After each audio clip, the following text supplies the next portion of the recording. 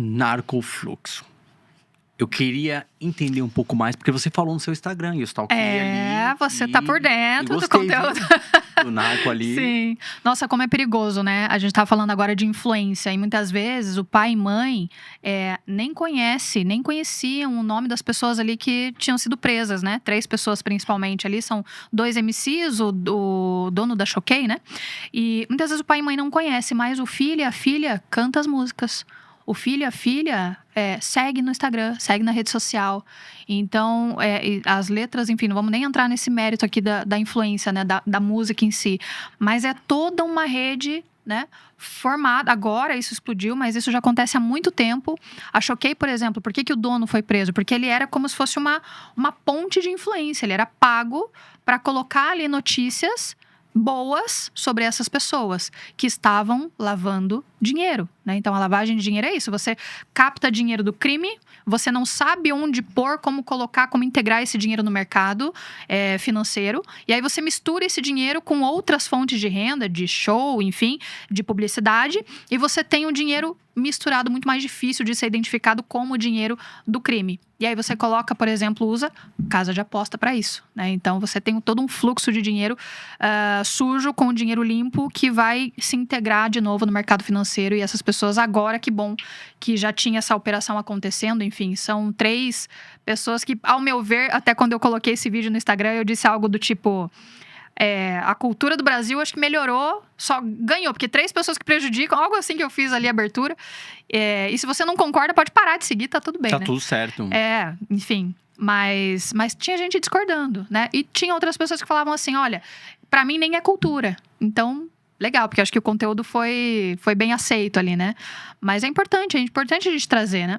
E você começa a entender que a conta realmente não fecha.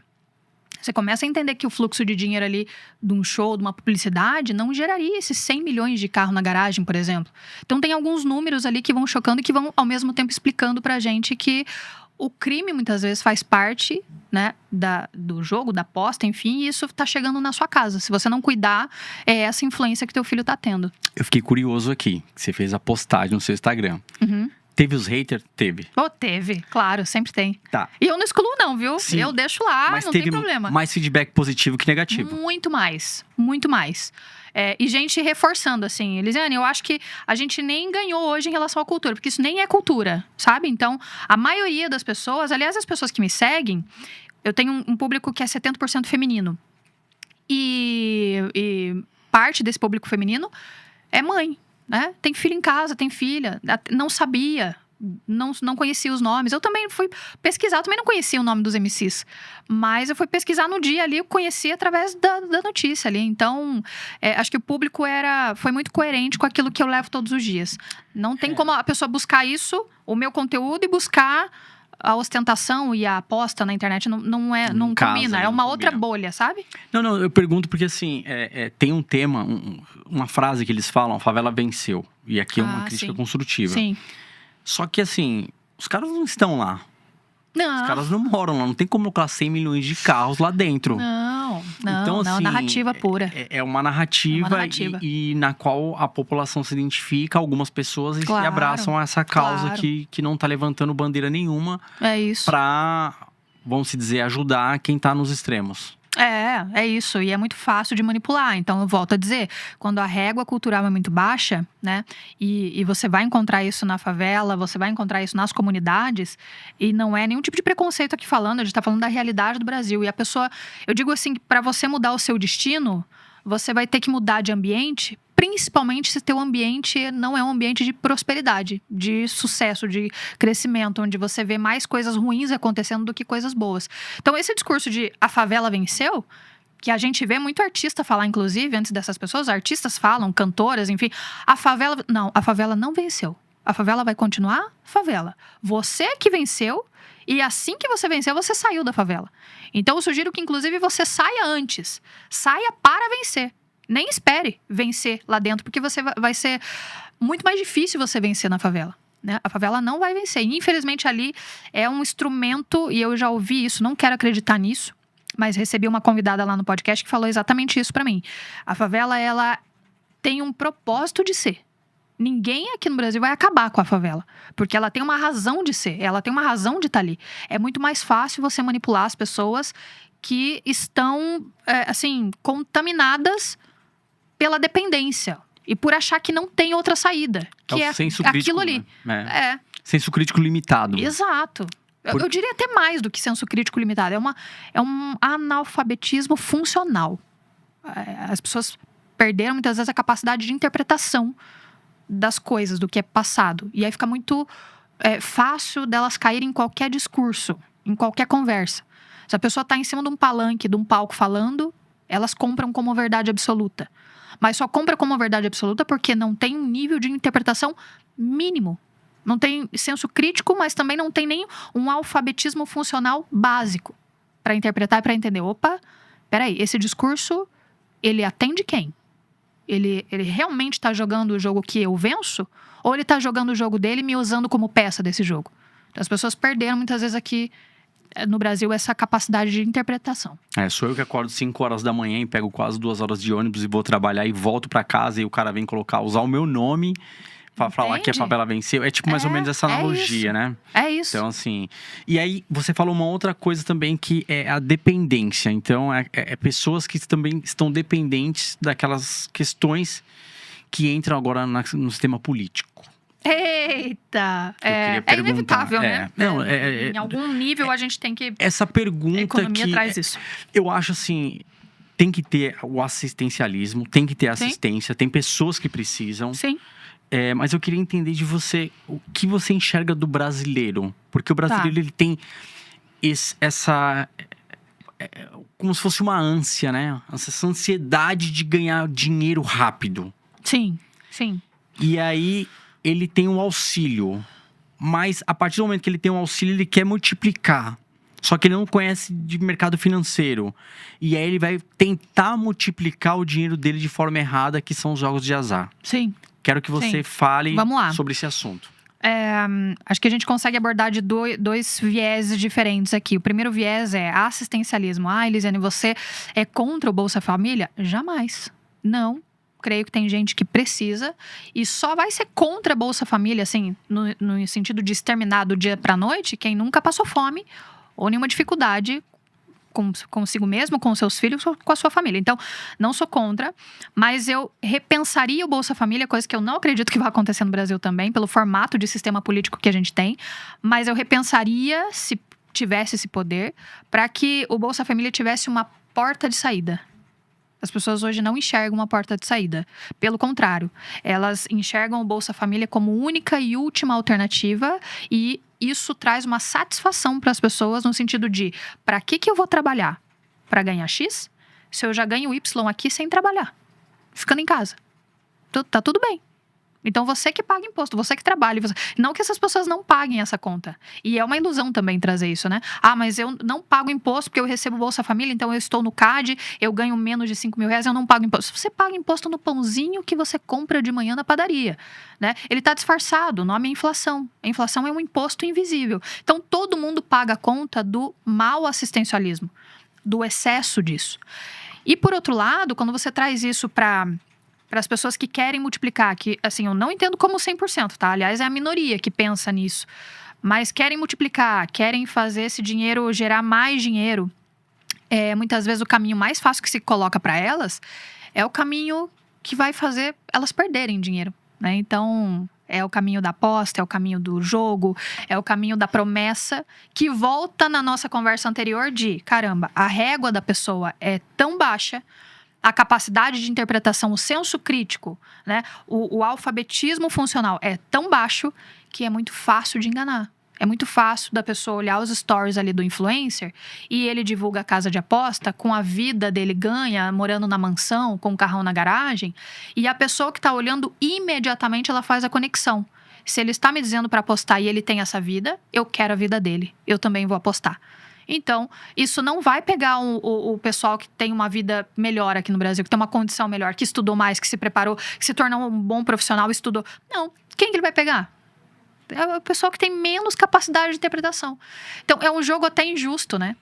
Porque as pessoas que têm mais poder, através dessas casas de jogo, de aposta, elas estão fazendo a vida, já fizeram a vida com as pessoas que têm menos poder aquisitivo, que recebem auxílio. E aí tem um outro lado das pessoas que também recebem Bolsa Família, mas, por exemplo, tem gente que se tornou meu aluno ou que tá ali no Instagram e quer realmente fazer dar certo. Sabe? Uma mãe de família preocupada. Então também tem esse terceiro, assim, tem 3 vieses aí. Né? Ela já entendeu que a aposta não é o caminho, ela vai procurar multiplicar. Dá para sair? Dá. E as pessoas que geralmente procuram essa terceira opção, elas não se sentem confortáveis. Elas se sentem até constrangidas por receberem. Sabe? Como se pedissem desculpa. Assim, eu recebo, mas eu não quero ficar nessa situação para sempre. Eu quero sair. Me ajuda? Então tem isso também. Acho que toda generalização, ela é burra. Quando você coloca todo mundo na mesma caixa, todo mundo que recebe Bolsa Família porque não quer trabalhar. De forma alguma. Não. É porque você não está conversando com aquela realidade. Não de todo mundo. A generalização, ela é perigosa. Então, tem gente de tudo quanto é jeito. Tem gente que quer viver daquilo ali e não tem a menor preocupação em sair, porque tá bom assim.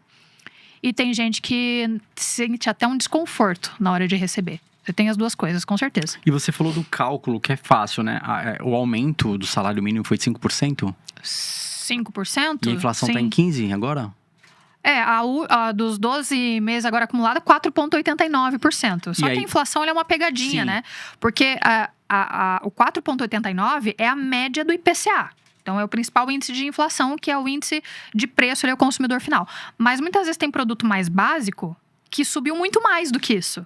Só que na média fica esse 4,89. Por isso que você vai no mercado e você tem a impressão que tá muito acima a inflação. E tá.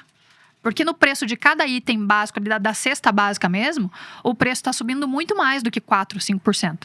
Ou seja, e o salário não acompanha, óbvio. O auxílio não vai acompanhar. Então, muito uma hora essa conta não vai fechar. Já não fecha, né? É difícil, assim, a gente imaginar. Já não fecha. Mas uma vez eu ouvi algo que é interessante, né? Por que muitas vezes você vai querer mais da vida, mais de conforto, se tudo que você conhece é aquilo ali? Então, às vezes, até a tua vontade de crescer e mudar fica prejudicada, se tudo que você conhece... Por exemplo, eu vou te dar um exemplo. Você gosta de esquiar? Nunca esquiei. Pronto. Você tem muita vontade de esquiar? Não. Não, porque você nunca fez. Tá tudo bem. Tá tudo bem. Então, não tem uma vontade. Agora, leva pro nível das pessoas que vivem muitas vezes de auxílio, né? Você quer receber 2, 3 mil e ter o conforto de quem tem 5 mil, 10 mil, 15 mil reais? Nem sei, porque eu nunca tive. Eu tô vivendo aqui, não tô trabalhando, tô recebendo todo mês. Minha vidinha tá... Eu tô vivo, tô alimentado. É isso. A vida virou isso. É triste dizer isso. Mas lá em casa a gente tem até uma brincadeira, assim, olha, se a gente quiser o próximo nível, a gente vai ter que lamber o próximo nível, a gente vai ter que experimentar. Então, por exemplo, quando a gente era CLT, a gente foi numa casa de um chefe do meu marido, que era uma super casa. Pra gente, na época, era uma super casa. Hoje, é muito menos do que a casa que a gente vive. Mas na época, principalmente eu, fiquei desconfortável de entrar na casa. Fiquei desconfortável na hora do jantar. Fiquei desconfortável de usar a louça. Fiquei desconfortável de beber a bebida que ela estava tomando, que a anfitriã estava tomando. Fiquei desconfortável de sentar no sofá. Fiquei desconfortável, porque não era o meu ambiente. Mas eu experimentei naquele dia um nível acima do que o nível que eu vivia. E isso é bom, sabe? Então, conhecer um restaurante que você não vai só para tomar um suco, mas vai. É um próximo nível. Por quê? Porque o ser humano precisa de uma motivação, ele precisa de um incentivo. E o teu cérebro precisa entender que você é capaz, que tá tudo bem, que não é um lugar de perigo. Então, na época, eu digo que eu meio que expurguei aquele nível, porque eu fiquei toda travada. Mas era importante que eu conhecesse. Porque senão, como é que você vai querer a próxima coisa? Trabalhar em cima de um propósito. A vida tem propósito, isso. Tem que ter. Conhecer o que vem depois. É importante. Isso que você falou é bem legal de trazer, porque o que acontece? É também difícil para algumas pessoas viver segunda, terça, quarta, quinta, sábado, feriado e todos os dias serem os mesmos dias. Difícil, sim. Para algumas que querem isso, beleza, mas a grande maioria não vai querer isso daí. Você disse que as pessoas querem mais da vida? Querem mais. Claro. Mas tem que tomar cuidado para não cair nas armadilhas. As armadilhas são jogos de azar. Isso. A própria dívida é uma armadilha. O cartão de crédito, se você não souber usar. É a armadilha do cartão de crédito. Mas o cartão não é vilão. Não é vilão, ele é uma ferramenta. Mas se você não souber usar, em 3 meses de dívida de cartão, você já não paga a fatura mais. Por quê? Porque estamos em um país que você tem 400% de juros ao ano de atraso do cartão de crédito. Você tem multa por mora no cartão. Né? Então, 3 meses você não consegue mais pagar. E aí, o brasileiro tem educação financeira? Não. Mas o que acontece com ele? Naturalmente, com 16, 18 anos, ele começa a trabalhar. Quando ele começa a trabalhar, ele vai ter que receber salário, recebe num banco. O banco já dá para ele o limite do cheque especial de R$1.000, mais 2.000 no cartão. E aí, o que ele pensa? É a extensão do meu dinheiro. Eu posso usar isso aqui todo mês, tá tudo bem. E aí, ele não sabe o que são os juros compostos. Ele não entende a bola de neve, que é uma dívida de cartão de crédito. Ele pensa que tá tudo bem ele pagar só o mínimo da fatura e empurrar o resto para a fatura que vem, porque ele não sabe que ali tem 9% de juros. E com 9, 10% de juros, é isso. 3 meses você não consegue pagar mais. Então, é um ciclo, né, de endividamento que muitas vezes não é por acaso. Muitas vezes é intencional.